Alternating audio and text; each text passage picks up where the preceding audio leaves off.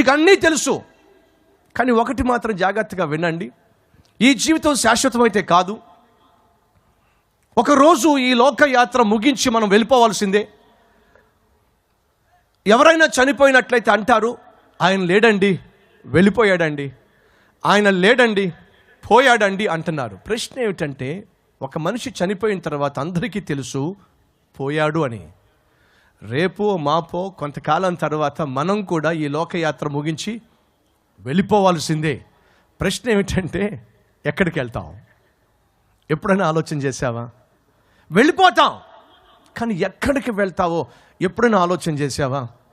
మా పూర్వీకులు చెప్పేవాళ్ళు ఏమని, మంచి చేస్తే స్వర్గానికి వెళ్తావురా, చెడు చేస్తే నరకానికి పోతావురా. మరి మనలో చెడు చేయని వాళ్ళు ఎవరు?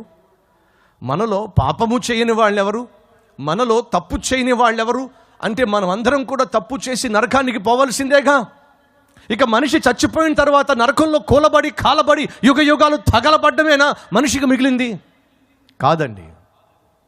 మనిషి మరణించిన తర్వాత నరకానికి వెళ్ళాల్సిన అవసరం లేదండి. ఆ సత్య వార్తని మీతో పంచుకోవాలని వచ్చాను.